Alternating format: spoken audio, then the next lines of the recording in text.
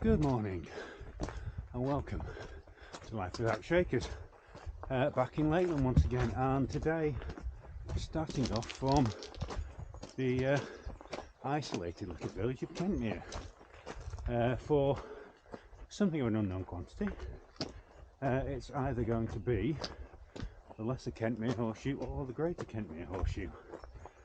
The alphabetical objective of today's walk is Froswick, but similar to the Fairfield Horseshoe, can't actually get up there directly without going over a couple of other fells on the way.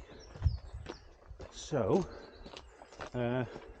starting from Kentmere, heading up first towards Yoke and Ilbel on the way to Froswick, and then depending on weather conditions and physical conditions, may either carry on to pick up Thornthwaite Crag and Grey Crag that I missed on the last walk I was here, and then do High Street, or I might just skip those, leave them for another day, and instead just come straight back down via Mardale, Ilbel, Harterfell, Kentmere Pike and Chipman Notts. Either way, seems to be getting behind on book 2, taking a while to get through it, but today I'll pick up at a very minimum 7 fells, possibly 10, so it is a big fell bagging day. Luckily the weather's looking okay at the moment, it's promise of rain later. Distance wise, I think the lesser Horseshoe will be around about 12 miles. If I do tackle the greater Horseshoe, it's going to be about 15 or 16 miles, so that's why I'm a bit wary of committing to it right now, but we'll see. Yeah, on with the walk.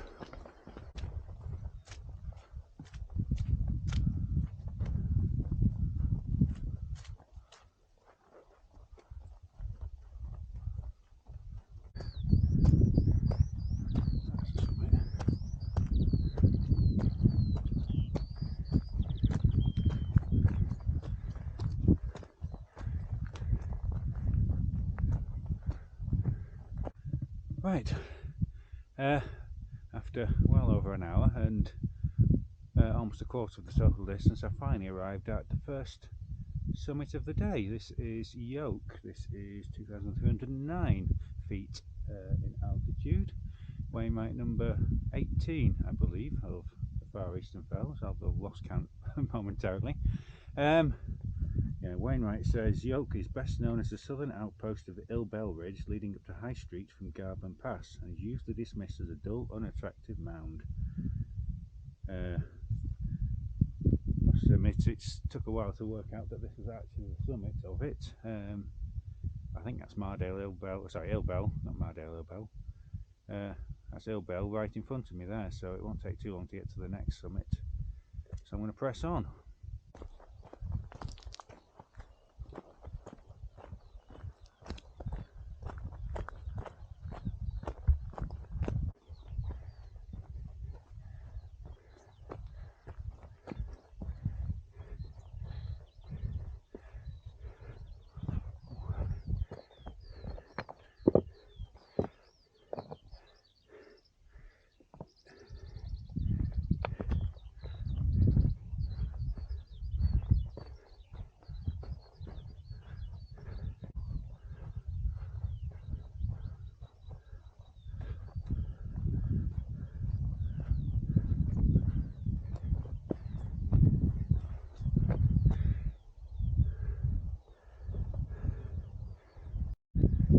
And no sooner do we reach the first peak than we get to the second peak. This is Ilbel, 2,476 feet, and I was recounting in my head, this is Wainwright 18 of book 2, the last one was 17 of the Far Eastern Fells.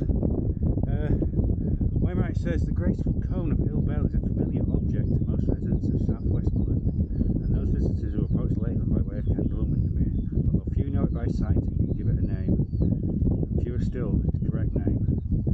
It's the dominating height on a steep-sided ridge running north to High Street from the foothills of Garban, and forms the most effective and imposing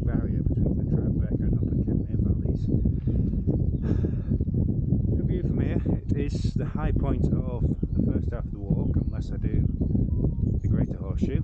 That's Froswick just in front, actually, the slightly lower fell. And actually you can see Thornthwaite Crag quite clearly. It doesn't look too imposing from here, so I may go on to do that. And that is High Street, just to the right of it.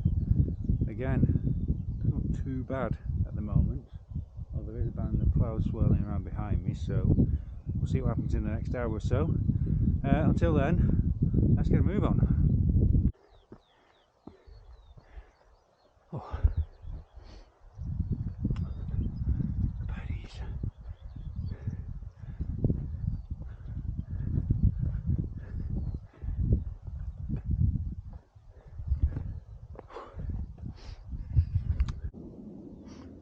Oh, like London buses now, these fells.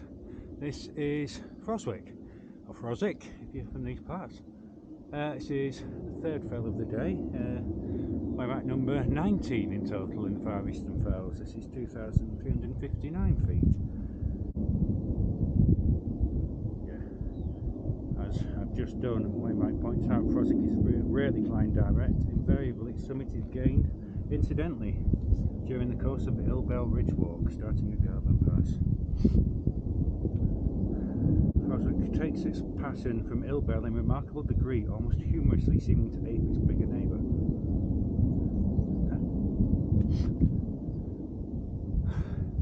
Lovely view of Windermere down in the valley. And behind, the arch of the Kentmere Horseshoe, nearly at the turning point already, after a long slog up the first hill. Thornthwaite Crag rather, very visible nearby now. High Street just beyond. The remainder of the Horseshoe going down the eastern side of the valley. Let's get on.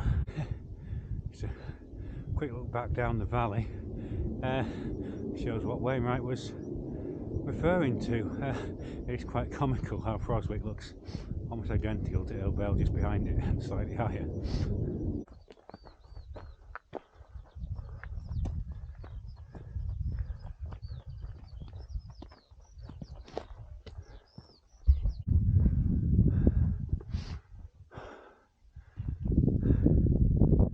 Well,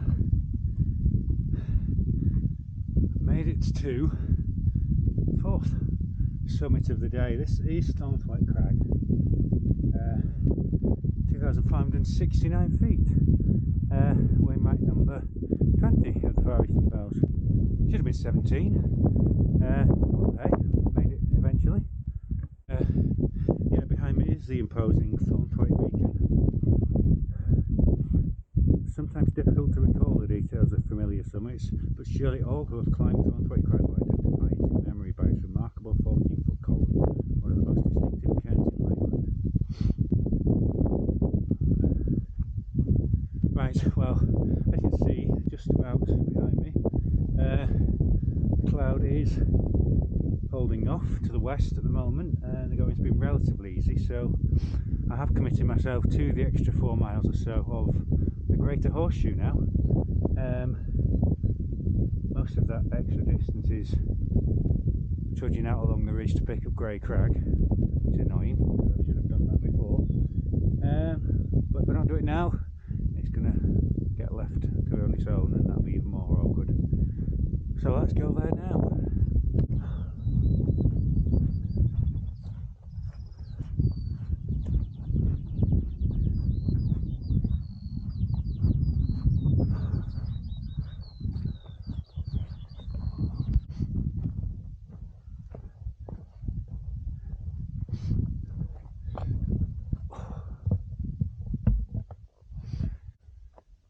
Right, this rather unassuming mound of stones is the high point of Grey Crag, G-R-A-Y Crag, not to be confused with Grey G-R-E-Y Crag, which is over the valley somewhere behind High Street, over near Branstry and Town Crag.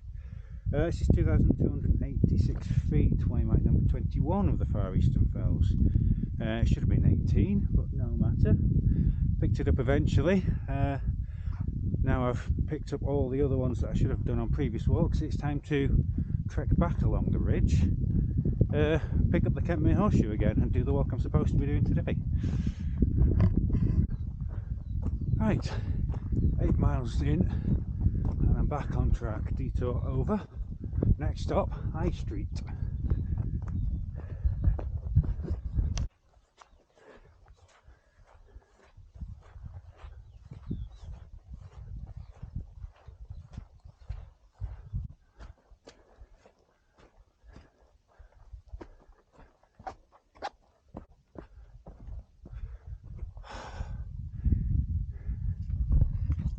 And so we make it to the high point of the day's walk, High Street, 2,718 feet, Wainwright number 22 of book 2.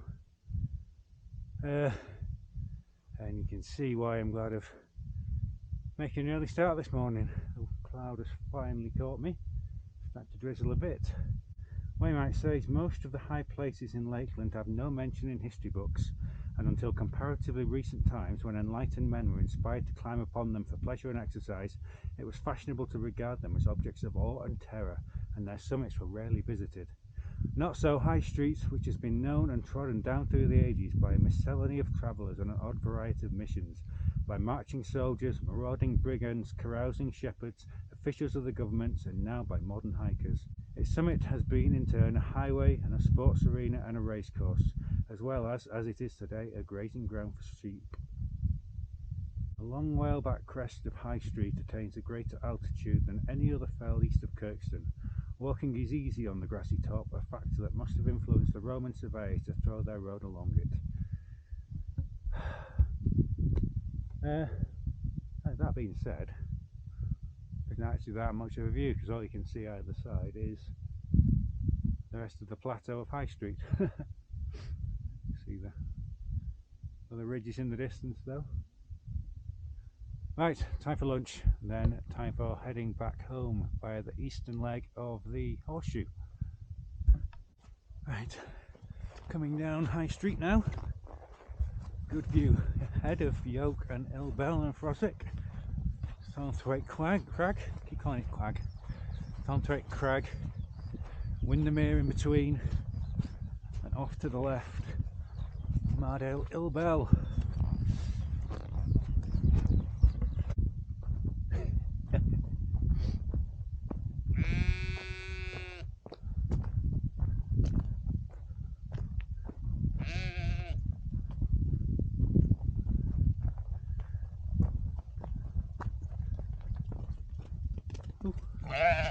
Chased by sheep.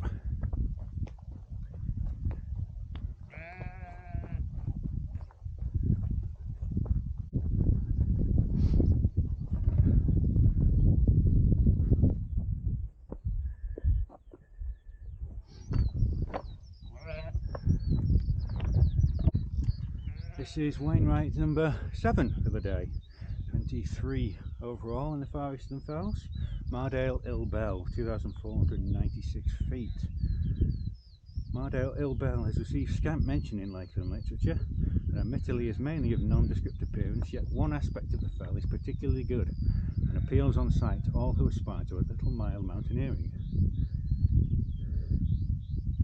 Beautiful view of Haweswater down below, stretching away to the north, and across the valley there is Harterfell, my next stop.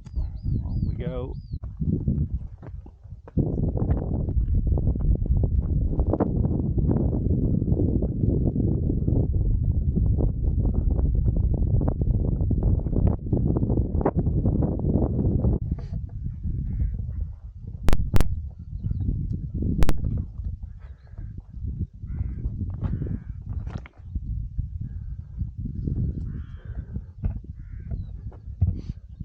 This is Harterfell, Wainwright number 23, 24, I'm losing track,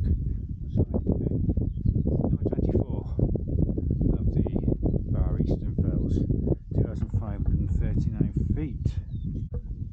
Wainwright says, a mild shock awaits anyone reaching the top of the fell on a first visit, especially in mist.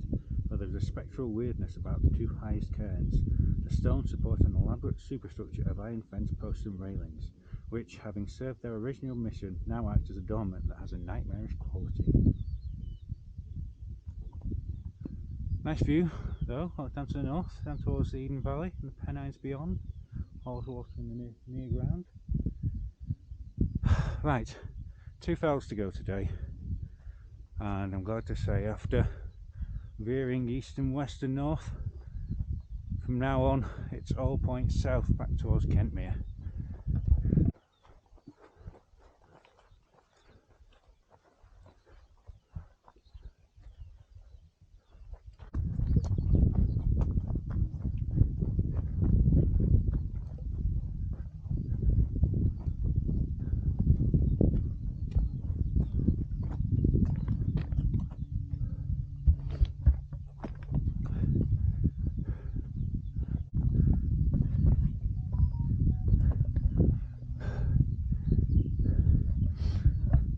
Right, that's slightly annoying. Got the trig point at the summit opposite on the other side of a wall from the cairn on the summit.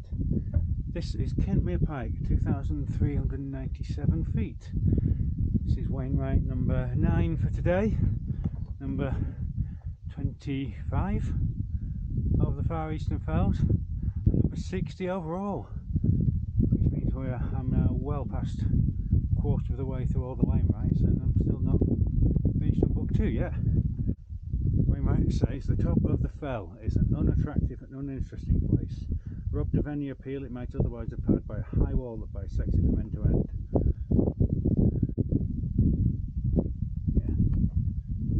Right, there's not much else to say about that.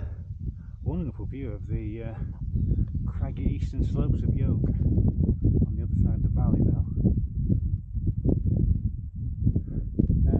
Other than that, one more hill for the day and then back to Kentmere.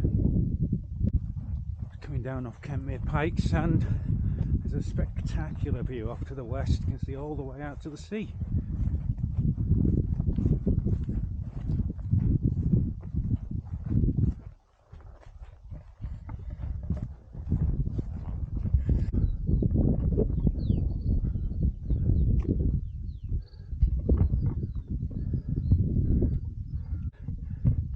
And finally for today, Wainwright number 26 of the Far Eastern Fells. This is Shipman Knots, 1,926 feet. It's another one of those perky little low-lying summits that generally have a far better view than a lot of the higher level fells. Wainwright says Shipman Knots is of moderate altitude and would have called for no more than the brief comment that it is a shoulder of Kentmere Pike, had it not earned for itself a separate chapter by reason of the characteristic roughness of its surface. Rocky outcrops are everywhere on the steep slopes, persisting even in the woods of Sadgill.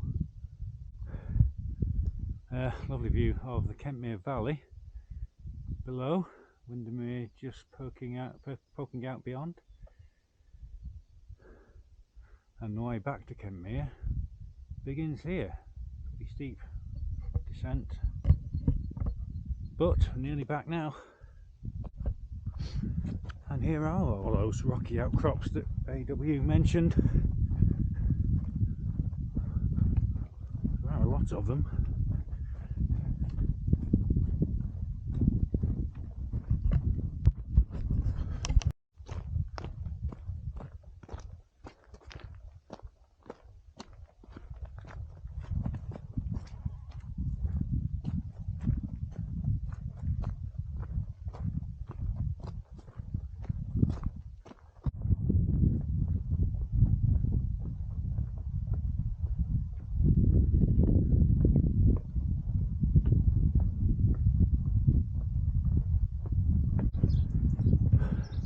And here we are, back at St Cuthbert's Church in Kentmere.